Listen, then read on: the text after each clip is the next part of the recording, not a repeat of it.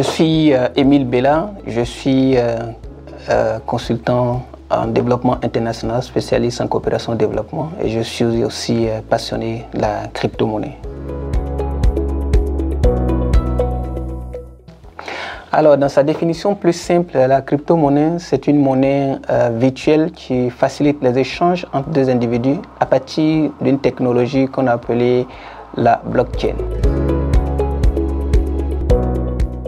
Oui, dans sa définition, du moins dans sa pratique, la monnaie traditionnelle va nécessiter un système centralisé, c'est-à-dire une banque centrale, alors que dans le cas de la crypto-monnaie, le système centralisé, donc la banque centrale n'existe pas. Donc le processus va se faire de manière très large. Le système ne va pas nécessiter de tiers parties, donc va se faire de manière plus rapide et plus efficace. Pour le continent africain et de manière générale, la crypto-monnaie présente des enjeux importants parce que, comme je l'ai dit, c'est basé sur une technologie qu'on appelait donc la blockchain. Et donc, l'important, c'est que ça va permettre de pouvoir gérer les cas de figure où il y a des cas de falsification, par exemple. Et ça va permettre de gérer des cas de figure où il y a des cas aussi d'inflation parce que dans la monnaie traditionnelle, je ne l'ai pas mentionné tout à l'heure, dans la monnaie traditionnelle, le risque, c'est le taux d'inflation. Mais dans le cadre de la crypto-monnaie, ce risque donc, il est minimisé. Autre avantage dans le cadre donc, de la crypto-monnaie, c'est que ça permet de faire des transactions à coût dégressif, pratiquement autour de 1%, contrairement à la monnaie traditionnelle. Donc il y a un enjeu fondamental, notamment pour les pays africains et de manière générale pour en tout cas le monde entier.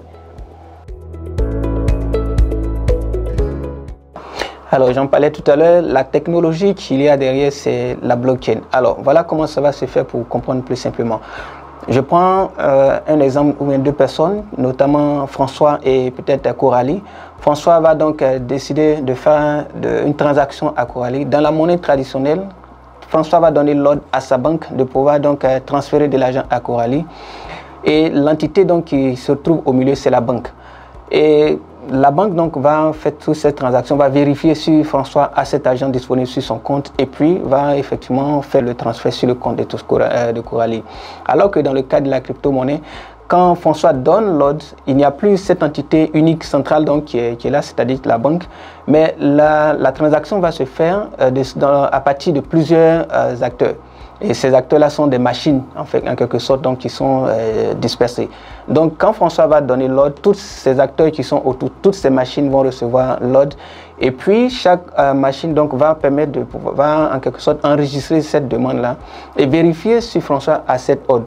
Mais la particularité donc, de cette technologie, c'est que dans le cadre de la banque, les données donc, qui sont consignées dans ce qu'on appelle le livre de compte, qui est donc falsifiable, en quelque sorte, dans le cadre de la crypto-monnaie, et à partir donc, de cette technologie, les entités, du moins cet ordre-là étant donné à plusieurs acteurs, pour qu'il y ait une falsification, il va falloir convaincre l'ensemble de ces acteurs, ce qui dans la plupart des cas n'est pas forcément possible.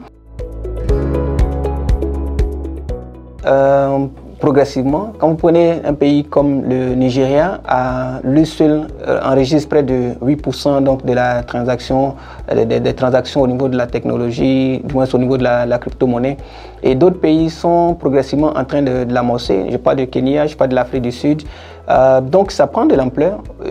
Un peu plus pratique la Centrafrique qui aussi adopte pratiquement la technologie. Donc effectivement, au niveau continental, au niveau de l'Afrique bien sûr, il y a cet intérêt, cet enthousiasme-là qui est en train de se faire. Dans le cas de la Côte d'Ivoire par exemple, il y a le président qui a reçu en audience le fondateur d'une des plateformes importantes de Binance, donc du coup qui explique que les décideurs, les acteurs en tout cas étatiques au niveau continental s'intéressent davantage. Et puis il y a aussi un travail essentiel sur la sensibilisation des populations sur ce que c'est que la crypto-monnaie et beaucoup plus sur la technologie qui l'accompagne pour en quelque sorte susciter la confiance donc, de la population sur la technologie et sur donc, cette monnaie virtuelle. Oui, ça c'est une question fondamentale pour moi parce que la plupart du temps, certaines personnes, certains amis m'écrivent pour dire bah, écoutez Émile, je veux investir dans la crypto-monnaie, qu'est-ce qu'il faut faire? Le premier conseil que je leur donne, c'est essayer de vous former. Parce qu'on ne va pas investir dans un domaine où on n'est plus ou moins novice. Donc, il faut quand même comprendre le BABA. C'est comme quand vous voulez investir en bourse. Il faut au moins comprendre, même si vous avez des SGI, des sociétés de gestion d'intermédiation qui sont donc habilitées à vous aider dans ce processus. Il faut quand même savoir ce que c'est qu'une action, par exemple, avant de pouvoir investir. Donc, dans le cas de la crypto-monnaie, le conseil que je donne, c'est qu'il faut s'informer, il faut comprendre déjà comment ça fonctionne et puis à partir de là, savoir quelles sont les différentes plateformes vers lesquelles il faut s'orienter. Il y a par exemple des sites comme par exemple CoinMarketCap qui regroupe un ensemble de plateformes de crypto-monnaies qu'il faut peut-être acheter parce qu'à côté, il y a aussi d'autres qui ne sont pas forcément fiables comme le Litecoin et tout ça. Et si vous n'êtes pas mieux formé et que vous orientez vers ces structures, vous serez probablement dupé parce que ça change couramment et vous serez pratiquement dupé et vous serez donc amené à dire bon écoutez la crypto-monnaie c'est de la duperie, c'est de la tromperie, mais ça va quand même bien plus au-delà.